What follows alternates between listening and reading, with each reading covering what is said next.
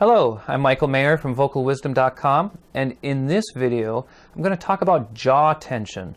Jaw tension is something that I think plagues a pretty high percentage of singers, and it tends to be something that I think is a little misunderstood or thought of as being more confusing than it actually is. Jaw tension is a pretty straightforward issue, but I think it might be misunderstood. So what is tension? Let's ask that first. What is tension? Tension is stiffening of muscles, for instance. At least that's one thing. It's also an excess of activity. That may be even a more accurate way of thinking of it. Tension, muscles are active, but when they get excessively active, we will start to perceive that as tension. Oftentimes, when muscles are active, when they should be releasing, we'll recognize that as tension. What do muscles do? They stretch and they contract. Contract means shorten. So when we're talking about the jaw, if we take that simple definition of stretching and contracting, stretching and shortening, lengthening and shortening, and apply it to the muscles of the jaw, the muscles of the jaw generally will notice are being kind of like right around in this part here. And we can have jaw tension for a few different reasons, but they all sort of trace back to this lack of lengthening. So what I've found is that if now, jaw tension, we almost don't even have to worry about what the cause of the jaw tension is. We can understand that it's there, it's causing a problem. And the first thing I would do if somebody were experiencing jaw tension, I would have them observe themselves in a mirror while they sing. Make sure that you can see yourself, because I think what happens a lot of times is that we sing without being able to see ourselves, and we just kind of don't realize what our body is actually doing. And so the first thing I would ask somebody to check is, what is the position of the jaw? How open is your jaw? I know from my own experience when I was developing and I was a younger singer going through college and such, without realizing it, my jaw was quite closed. And actually, I had some jaw problems my freshman year in college, where it got locked up, and I had some TMJ issues, which is the jaw joint getting stiff or locked. And one of the things, so that made me a little bit susceptible to jaw tension. But those types of things are related to, for instance, one possibility is clinching. Another is letting the jaw, see how the jaw kind of juts forward. If you do a lot of reading, what I found out was that at that time, I was doing a lot of reading in school, and with the head tilted down, letting the jaw kind of hang forward like that, puts all of these muscles into, all these muscles that hold the jaw joint together, it puts them into a strenuous condition, and they react by becoming tense. So it's important, if you're experiencing jaw tension, check your habits. Observe yourself, not only while singing, although while singing you don't want the jaw to jut out. Observe yourself while singing. Observe yourself while doing other activities. For instance, reading, looking down, looking at your phone, looking at a tablet, looking at the computer, whatever, and notice what the position of the jaw is. And if the jaw is coming kind of out of joint, that's a clue that might be causing some of the problems. So make sure that the jaw stays in. See how it has sort of a little bit staying back sort of character to it. And when you open the jaw, same thing. Make sure that when you open the jaw, you don't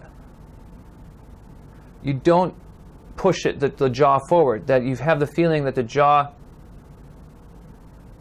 And that's why I always encourage people to feel a little bit of an up with the head while the jaw stretches down, so that it can release back a little bit and stay in the joint a little bit more properly. Okay, and so that's a big one there. And then the other common way jaw tension is created is by just keeping the jaw too small. Remember what I said about muscles? They stretch and they contract. So if the jaw itself doesn't open enough, then the jaw muscles are not going to be stretched, and they're going to be in a position where as you apply effort, while you sing, those jaw muscles are going to, if you're susceptible to this, those jaw muscles are going to shorten, they're going to contract, and you're going to create tension in the jaw. So you need to really practice. And that's really important in order to get access to the full potential of your resonance of the vocal tract. Right? So pretending to drink is a good one. Or just simply pretending that you're going to take a bite out of a sandwich.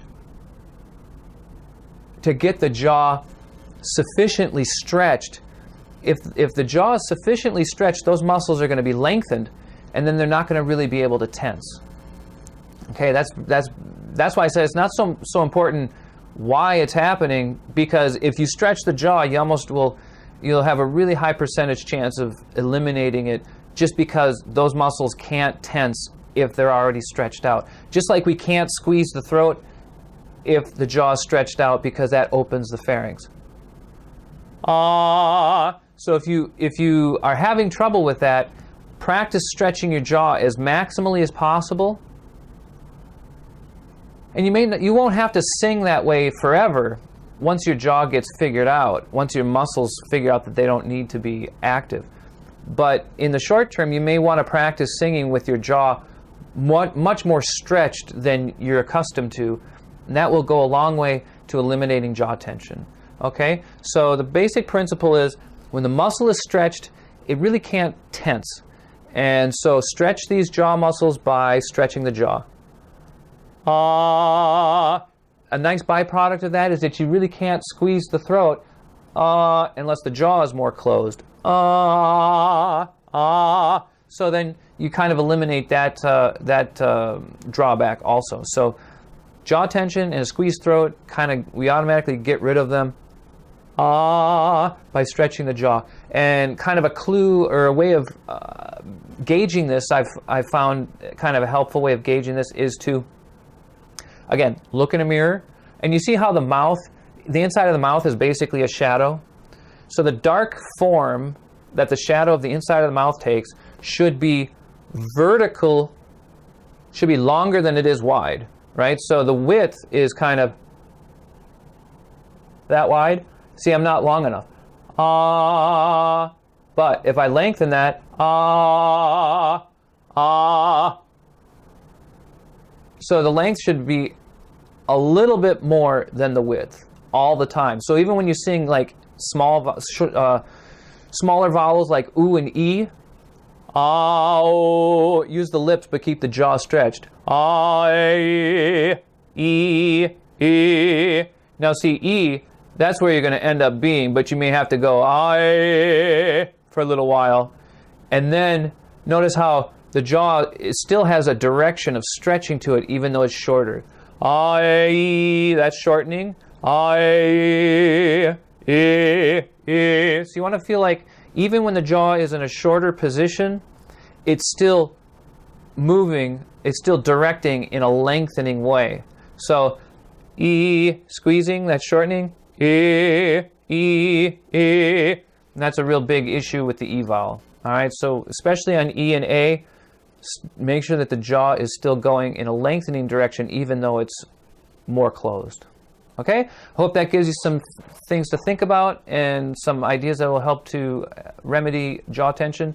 And we'll talk about more things here on YouTube and figure out the voice even more. All right, thanks for watching, and check out VocalWisdom.com for more information, and the YouTube channel here for more videos. Appreciate it. Thanks.